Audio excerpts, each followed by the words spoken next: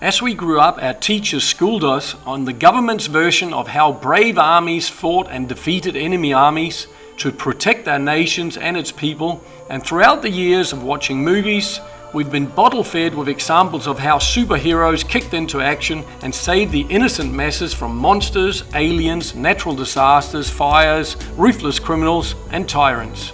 Whether it was our armies or some superhero that came to the rescue, what were they actually igniting within us in times of trouble? Hope. That's right. And governments and the elite controlling us know only too well that this craving to have some hope, or should I say, our expectation that some brave and highly armed heroes will always be there to come to our rescue, is something dangerous to take away from people.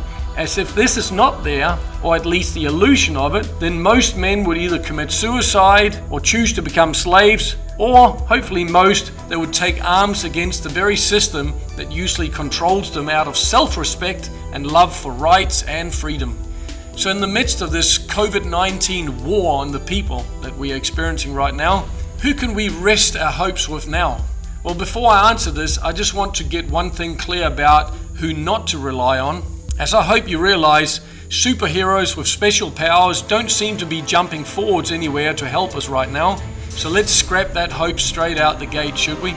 So what about our governments and their forces? Well, I might have to mention, like I've done in previous videos, that in 1992 in Brazil, 179 countries signed a genocide agreement called the Sustainable Development Plan 2030, also known as Agenda 21 by the United Nations. And the US, China, all European countries, Commonwealth countries, and many more are all in bed together on this totalitarian plan to create the worst kill-off the planet has ever experienced, while cashing in big time from our losses of liberties, rights, money, assets, property, and life. According to the Agenda 21 plan, this satanic and evil elite's end goal is that by year 2030 is to have wiped out everyone except 500 million slaves, 500 million, meaning that 7 billion odd people must die within this decade if they can have it their evil way.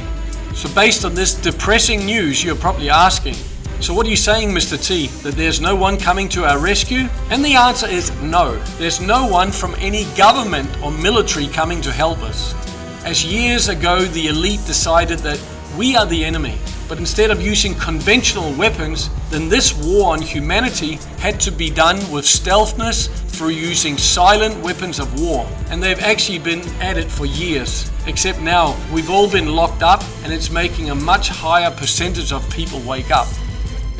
If you truly value beautiful things like love, family, kindness, respect, all types of freedoms under natural law, etc., then you'll start living your life from this very moment protecting and fighting for these values, even if it means risking your life. Also remember that the elite have spent decades deliberately dividing all of us based on color, religion, culture, sexually, financially, materially, through the family and courts, politically, and much more. So more than ever, we need to take a fresh look at all of this and realize that with this gradual yet awful war being waged on us, there's only going to be two sides to this. One, the folks who are willing to wake up and retaliate against this tyranny, and two, the elite with their forces plus all the naive and scared people who support their tyranny. And now it's high time for all of us to choose sides. Now I've said in videos before that because so many Americans are heavily armed and has a lot of ammunition, that if America goes down with the flag, then the rest of the world is in deep, deep trouble. So more than anyone that needs to be woken up, it's the patriots of America.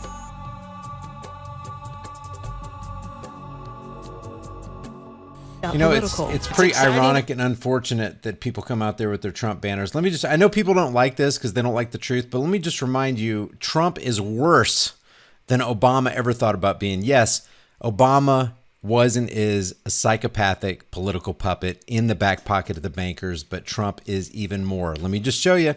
He signed $6.2 trillion of your children's, grandchildren's, great-great-great-grandchildren's unborn generations, and he signed them into mountains of transgenerational debt slavery and made them beholden to the international bankers with one 10-second signature.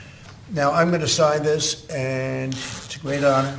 $6.2 trillion. I've never signed anything that we freaking can't afford, because before he put the signature right down there on that fancy piece of paper, we were $24 trillion in debt.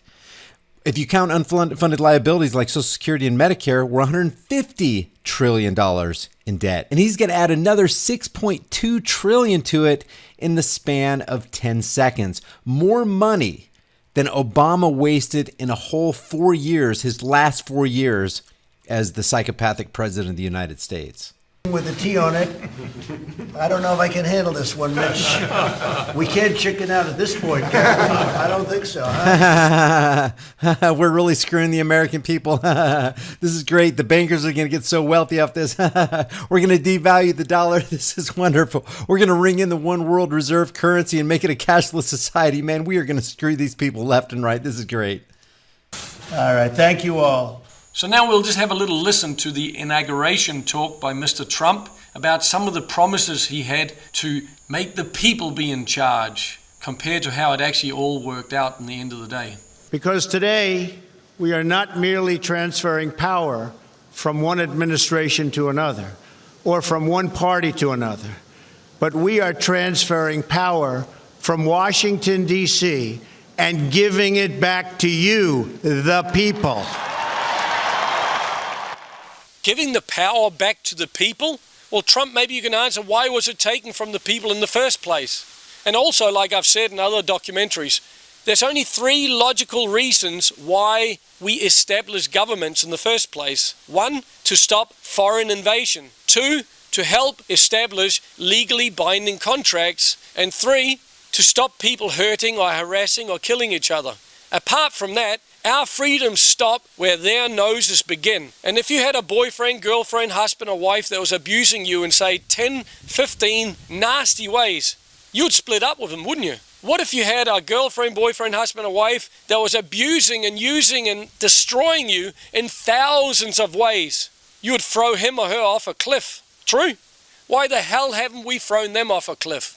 While the people have borne the cost. The people have borne the cost, etc. I mean, look at where we are now. Not only did we continue to bear the cost, but now we've been thrown into this big shit sandwich and we are bearing every cost you can imagine, and it's only getting worse every day. The establishment protected itself, but not the citizens of our country. Well, the establishment is still protecting itself. Nothing's changed except it's gotten from bad to worse to horrible now. You know, the establishment, governments are like parasites. Once a parasite is in that host body, it doesn't want to be ripped out, yanked out. No, it'll put its tentacles in deeper and deeper to retain control. And that's exactly what's happening here. Their victories have not been your victories. Their triumphs have not been your triumphs. And while they celebrated in our nation's capital, there was little to celebrate for struggling families all across our land. Well, what victories or triumphs will we be able to accomplish if we continue to let governments rule our lives? They've become obsolete. We just have to realize it in here and then either replace them with something much simpler or get rid of them altogether and then have an armed and respectful society from there. A lot less people will die that way than what's coming up in this shit show. What truly matters is not which party controls our government, but whether our government is controlled by the people. Well, if that matters, then the question is again, why is the whole damn world being locked up like we're criminals by criminals? Why are we having our businesses, our incomes, investments, etc. destroyed? 3% of this is about this virus thing, whether it's real or not. 97% of this is what the governments wanted to do with this fake pandemic, which is stripping us of all human, civil, and property rights. And they will not stop unless we stop them. 2017 will be remembered as the day the people became the rulers of this nation again. Don't you mean we became the planned slaves under your satanic New World Order governments? This American carnage stops right here and stops right now. No, nothing stopped. Instead, you helped the cabal send us deeper into debt, life destruction, and imprisonment. Thank you very much. And as Brian just explained, now Trump has signed our children and grandchildren and their children into generations of debt. What a world to be born into. Isn't it time that we collectively stand up and get rid of this cancer to the planet so all future generations that live on planet Earth can live true, sovereign, and beautiful, loving, respectful, caring lives? What do you think?